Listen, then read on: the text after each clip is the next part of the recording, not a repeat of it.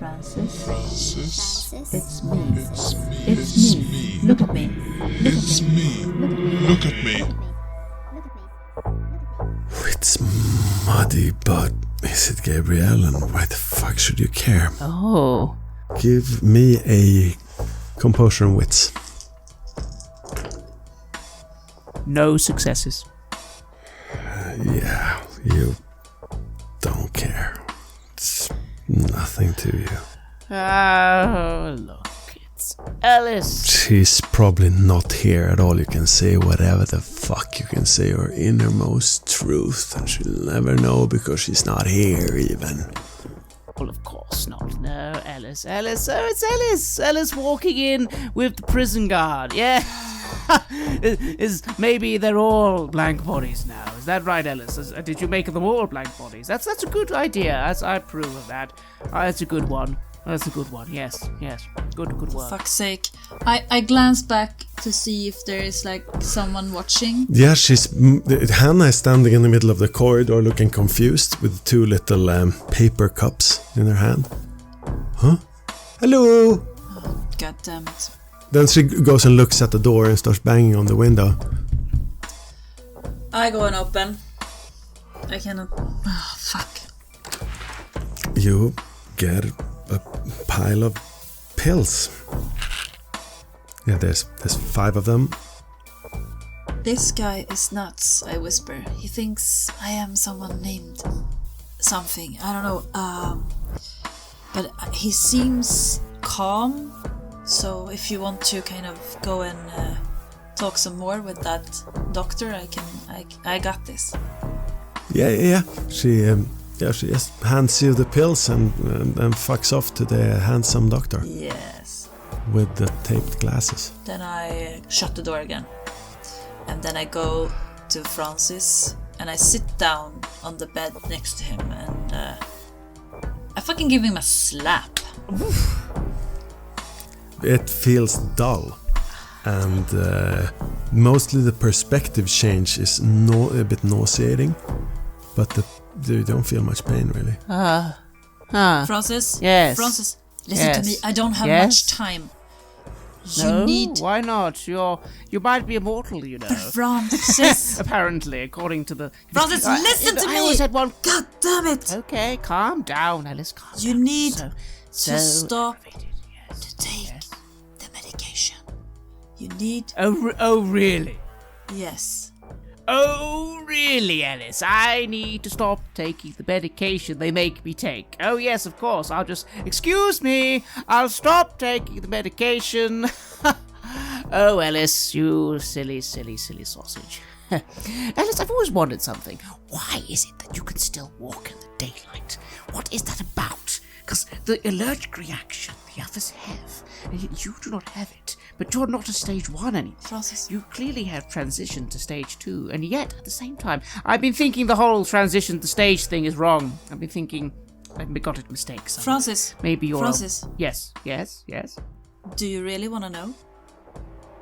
Yes, go on, yes, do tell. Then promise me, find a way to stop taking the medication, and I will tell you. Right now. Can you promise me? Oh, Ellis, you make it sound so simple. Stop that. They manhandle me. Manhandle me. Yes, but I won't. No, me. God damn it. Francis, do you want to know? Yes. Because I won't give you any medication now. You don't have to take it. So we'll start here, and then you might be clear. They can manhandle you. You put it under your tongue, and then you spit it out when they're gone. Okay, that's how you do it. Can you remember it? Do you want me to tell you? Because I will tell you. Well, well, you better tell me, Ellis. You said no more secrets. Your secrets. You were no longer going to let anyone know anything. It was quite irritating, you know. Quite irritating. Jesus Christ. Yes. I was out half a year without any supervision, and I learned things. I learned things out there, and I can tell you, but you have to promise me. Will you promise me? Yes, of course, Ellis, whatever. Don't put on that toe with me. I've learned things. I've learned lots of things in here. That's why they put me in here. Mrs. Mundi, and her little plans. Yeah, Hey, you're not here to do the therapy. That is actually my job, So if you just feed him the pills and get the fuck out of here and I can pass you. Or do you want to fail this? No, of course not. I look up at him. He was just a little bit upset, but he has taken the medicine now and everything is fine. I lean in and I just mutter, it's all in the blood bank. It's here. That's where they eat. That's where they eat. It's all there outside. Okay. All the blank bodies. Okay. Yeah. I get up and just kind of pushes you down a bit, like I'm trying to calm you. And when I do that, I say, there are different kinds of blank bodies. Everybody have different kind of powers. And then I look at you. I have the medicine in my... Where can I hide it? Good question. I put it in my bra. I push it down and then I walk out. Hopefully this works. As you walk out, I don't shout it, I just sort of murmur it loudly, saying, alright, remember they'll be after Paul. They'll be after Paul. He's probably gone already. Paul. Jesus Christ.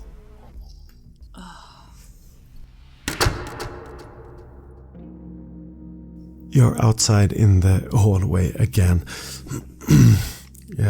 Anna looks up at you. For a moment you think that she notices your unbuttoned blouse. But then she just smiles. And so, how did yours go? Good. Good. How did yours go? Yeah, it was easy. He wanted them. He just thanked me and then it was done. Good, yeah. Really easy. Really easy, actually. So, what's up next? I feel like donning some riot gear. How about you? Yeah. Wouldn't that be fun? Yeah, fun. I think I need to go to the bathroom or something first, but then, yay, riot gear. I smile fakely to her. Yeah. Because I'm rattled. That was not pretty. There's a bathroom outside in the hallway. The big green door closes behind you and you're out in the long arched hallway. There, to the left somewhere, is the radial and the cages start. Somewhere down there is Paul. The toilets are straight across the hall through a steel and glass door and into the reception center. It's public toilets for also visitors, but they're clean enough. Yeah, I go there realizing that I never returned the keys. I put it in my pocket and hopefully maybe they won't ask for them back or just forget about it. I don't know. I go into the toilet, take out the medicine and flush it down the drain.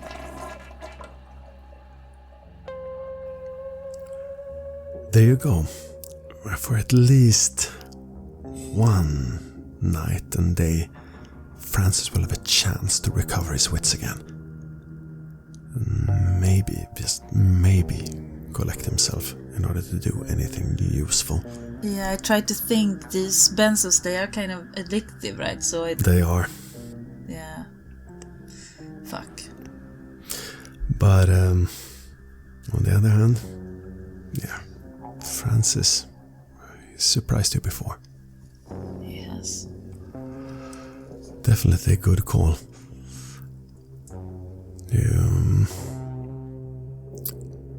Yeah. When you're back again, you hear bright chatter and the clinking of teacups. Miss Hannah and Nigel are having tea in the med unit. Sitting on one of the beds. The place is empty for the time being.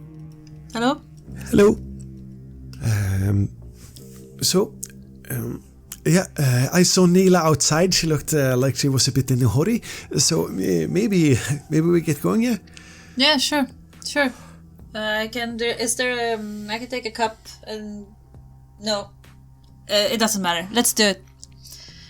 Yeah, Nigel smiles and tries to finish a joke, but Hannah has already forgotten about him and is now fluttering at your side out the door and to a waiting mom, Nila, in full uniform and a bit of a sweat on her tan brow.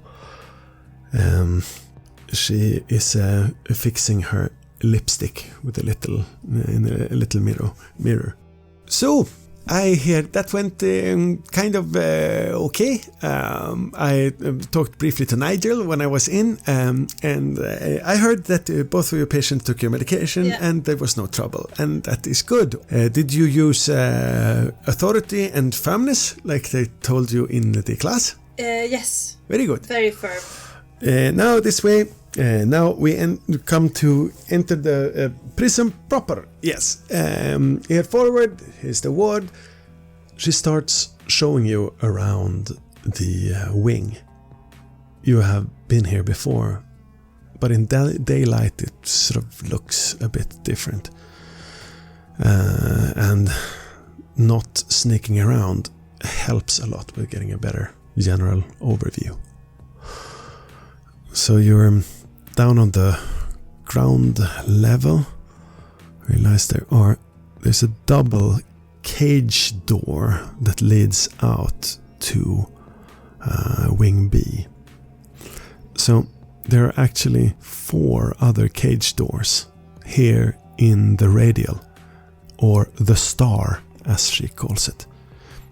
From the star you can get to the vulnerable prisoner unit, you can get to wing A, and you can get to wing B, and of course the hospital wing you come from, also a visitor's wing and an abandoned one, maybe. There's no signage there. In through the cage door you come into a small square room from which another locked door. At this point you're on 1, 2, 3 doors that you have trained to unlock by, so you now each have a fat wad of keys for all of these doors, because of course key handling is a big part of the job.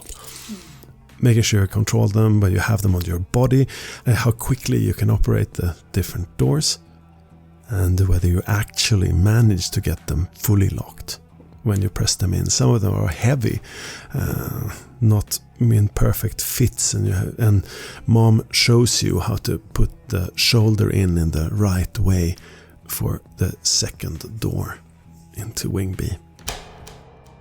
Abandoned? There's a abandoned wing? Yeah. That's not highly suspicious, right? I tried to remember where it was so I can return there afterwards, because it's the third one from the left, going counterclockwise in the radial. Interesting. Sorry. But now you're here. You're on the landing of the stairs, and mom is prodding you up. So this prison is in lockdown currently. Yes. So this means only exits are planned exits. So for instance, there is a work shift that needs to be picked out, and now you will pick out for work shift. So you have here list, here you go, and there you go. And she hands you 2 wooden slates with papers on them with names and cell numbers. I checked the names. Is Paul's name on the list? No, he's not on your list, but you see that you have the even numbers. Damn it. And Richard's is an odd number. Who has the other one? Holly has the other list. I go over to her and...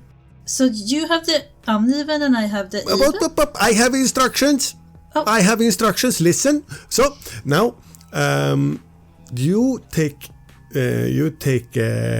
now 5 of these prisoners and you gather them down in first sluice. Yes, between the cage and the inner door. You got this?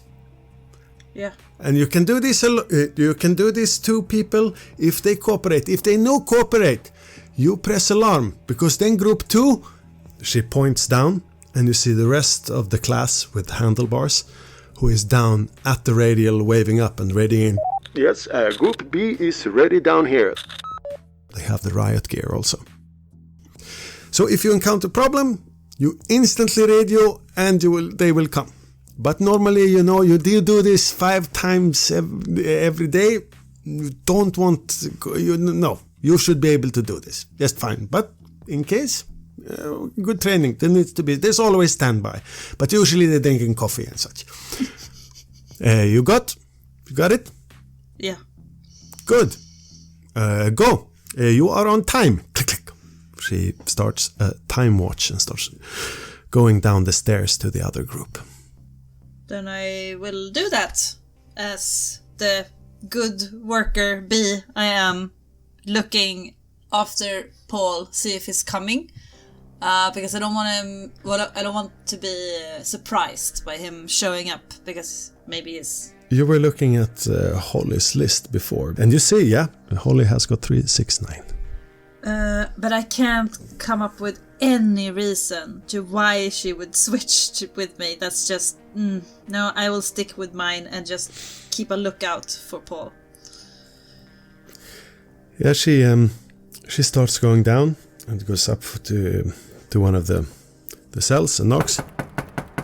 Yeah, work shift. Your next work shift is about to begin, sir. All good? Yes. Fun. Come out. You will work. It will be fun. Come. She opens the door as she says this and waves, and out comes a confused-looking black guy with scratching his hair and his adjusting his pants like, hey, I've seen you before. They start up a conversation, and Holly's cheerful accented voice comes drifting over across the landing. Your names are on the other side. They don't seem to be quite as happy to see you, but you have 3 of them now in tow. They are dragging their feet, and now none of them are asking about you or anything. Yeah.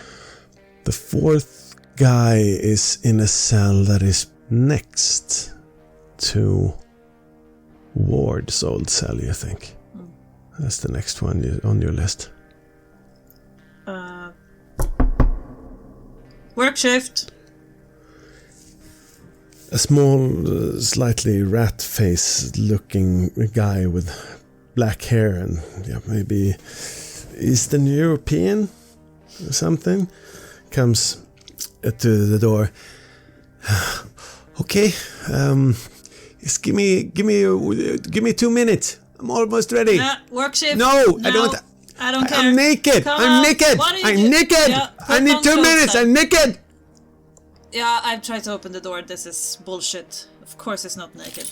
You take out the key and you open the door, and there on the bed is a naked guy. He's slightly bigger and more buff than the thinner guy, who is in his underpants and with an erection, slight erection. The other guy has a sheet covering himself. It smells faintly of sweat in the room. I just look at them tiredly. They smile a bit sheepishly. Work shift. Okay. Get out. The small guy at the front grabs his pants, takes them on, kisses the other guy on the cheek, and comes heading out with you. Okay. So you're new here, aren't you? Yeah, not here to talk. Just keep moving. I'll go to the next one. Ooh. Yeah, you're the latest guy says hi to the others. Your little flock is growing. You just have 1 left. And then you see Holly's flock now includes Paul. And she's coming towards you. She has all 5 of hers, and she's joining her flock to yours. The work shifts start... they start smashing fists and greeting each other. All that. Grunting hi. Paul, you're in the clothes sorting work shift. We've been in it for the last week. Take you out every other day, and you do fucking grueling sorting of second-hand clothes in a poorly ventilated room in the cellar under the visitor's wing. And there is Gabrielle, Pointedly ignoring you. I couldn't stop a smile. Somehow it just comes. And I say to the one next to me, she is new. and you have something to tell her. 2 weeks. Every night. Every single night it moves around. Every single night it's in another cell. Every single night you feel it in your gut. Even when you try to sleep, you feel it now.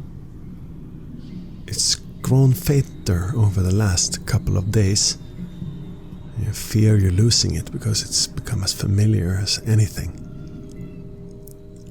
It waits, and then it enters the first cell door that is opened. And then you don't know what happens in there.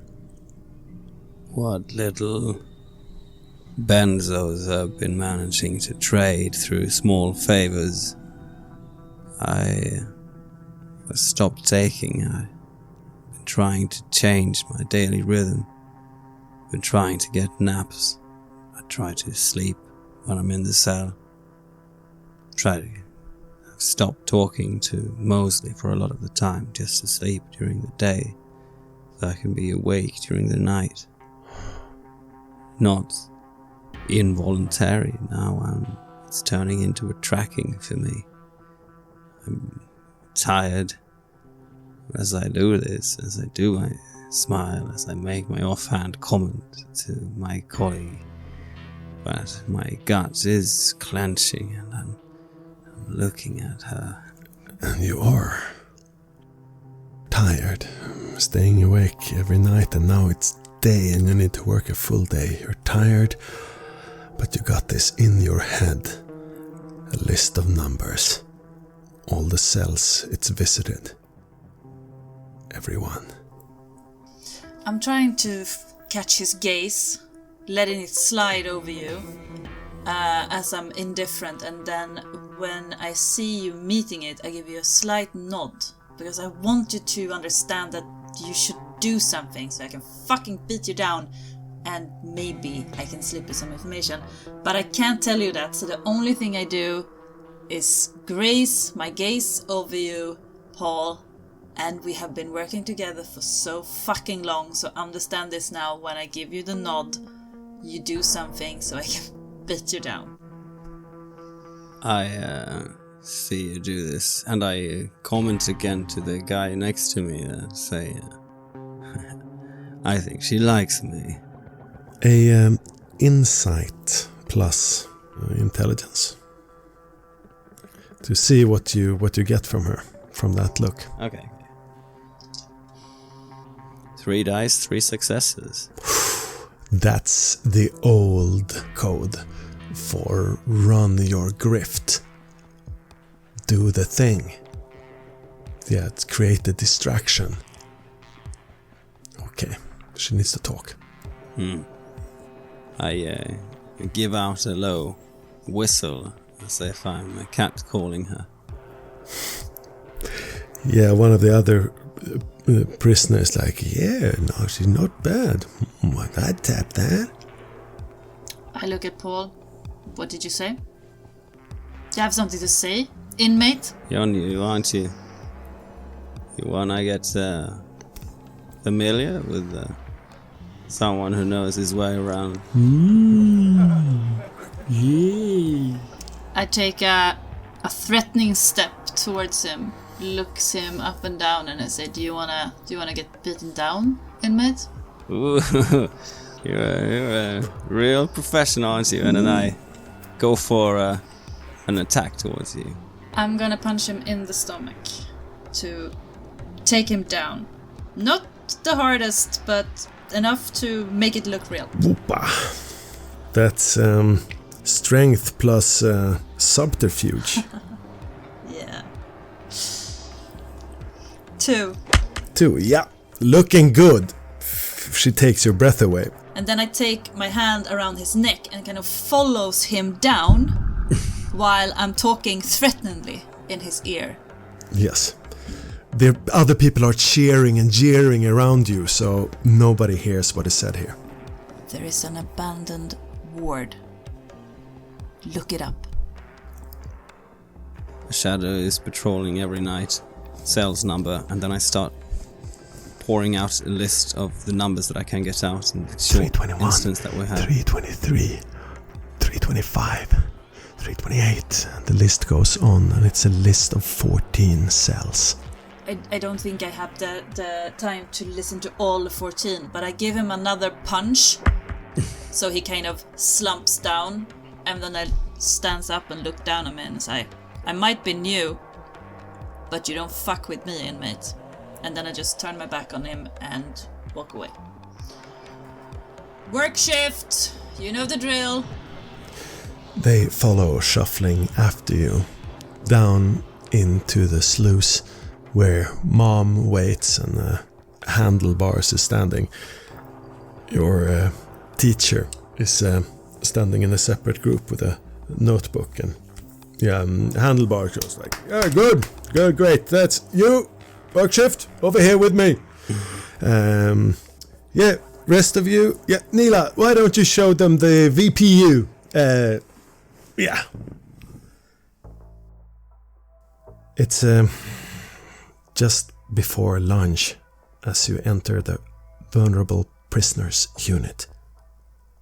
It's next to the abandoned wing, and as you pass the wing, you get a chance to look into it. Yes. There's these cages. The cages here are rusted. The walls are flaked. It hasn't been used for ages, and there's massive amounts of construction work in there still. Tarps hanging and so on. Looks that it's semi-active construction work. There are no workers in there, and you can see one door that is being used because it has a new lock. And there are some doors down there that seem to have been recently replaced. They're of heavy steel. And there's what looks like a stairwell down. Okay. Like there's a cellar under the abandoned wing.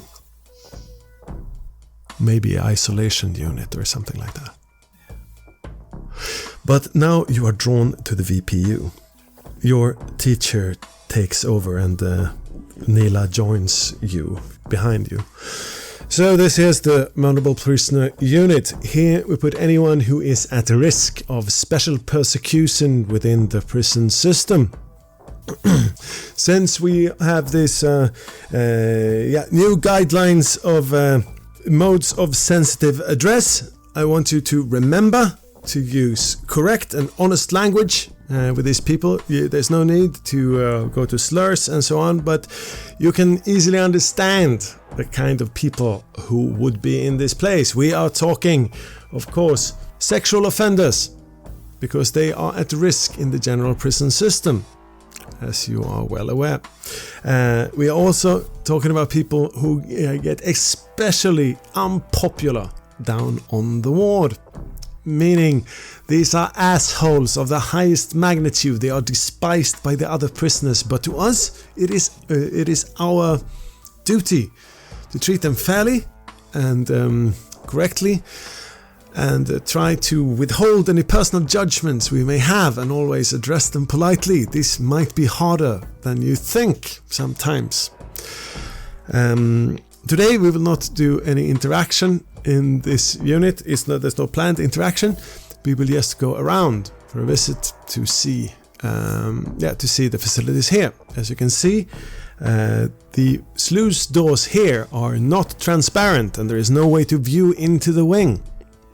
Because of course, as prisoners move to work shifts and so on, they go past here, and we don't want any undue trouble or identification of old enemies or vendettas being aided or items passed. So there's why this is a closed door. And here we have magnetic cards He gives out magnetic cards to each one of you and shows you how to buzz open the doors into a sluice that has windows leading into the ward. This is a more recently renovated than Wing B. It does not have any pool tables and so on the bottom. It does have a few tables around the cafeteria and also what looks like equipment for like landscape painting or something, oil painting standing there, a rack of them, probably some sort of therapy class. It has 2 levels and the light is shining in more directly here. There's better windows. They have been renovated. It's not the same leaden small 19th century windows that are in the wing where Paul and Francis are. No, these are bright, big panes, probably installed here sometime in the 70s or 80s. Right, so yeah, as you can see, this is a smaller wing. It has 146 cells and now only 80 of them are occupied. Starts walking around. The door, all of the doors here are new, none of them are ajar. And all of them have electric call bells. Move around. As you move around, Nila raises her hand. Sir, yes, could I take 2 of trainees for a little thing we have? Yes, so Nila. Gabrielle, Hannah, come with me. I follow. I realize that I have zoned out a bit because I've been trying to think of a way to get into the abandoned ward or the wing. So I'm not really sure what we are doing. But I follow anyway. You follow the door on the 2nd floor. And there she opens a wall cupboard, takes out a riot shield, she takes out the armor, she takes out 2 helmets, batons, restraints. Now, Gabrielle, you have a chance to shine. Yes. You have chance to shine before the very highest authorities on this prison, yes? You understand me? Yeah. Good. You will go in. This prisoner has been on hunger strike for 2 weeks, 3 weeks almost. And he will die if you don't take him away. So restrain him. Take him out. Take him out here into the sun. Yes. Fuck. She stands smiling and holds out the key card for the cell. I will be right here. I try to think. She can't mean to take out. Is it a blank body? Take it out into the sun? That person will burn. We will then take him and we will force feed him and everything will be good, yes? You take him to medical wing, yes. But it can't be because then... Yes, I say, but I'm trying to think, like, well, out in the sun, what the fuck does she mean? But I take the card and I put on my fucking gear and opens the door.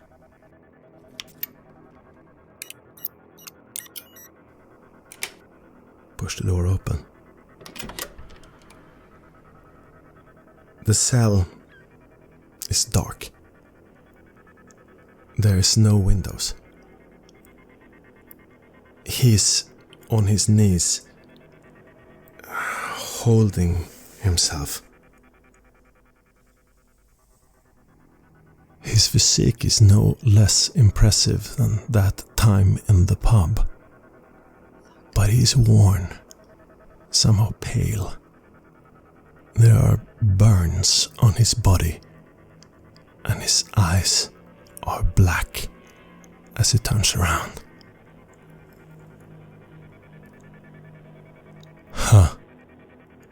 jävligt. Hey, girl. It's Rudy.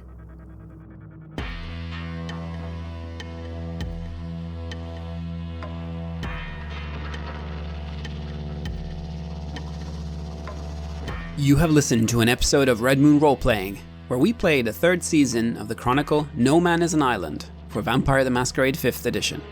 Our storyteller was Martin Ericsson, and we were also joined by Anna-Karin Linder and Freja Gyldenstrøm. The music was created by Lola Zaza, and the sound effects are from the fine folks at freesound.org, zapsplat.com, and Syrinscape. We would like to give massive thanks to our champions of the Red Moon: Martin Heuschober, Nastasia Raulerson, Simon Cooper, David, Julia, Camilla, Ludwig Manford, Bob Lange, Julián, Cameron, Ryan F., and Xabier for their generous support. And we would of course also like to thank all of our other patrons. Without your support, this show would not be possible.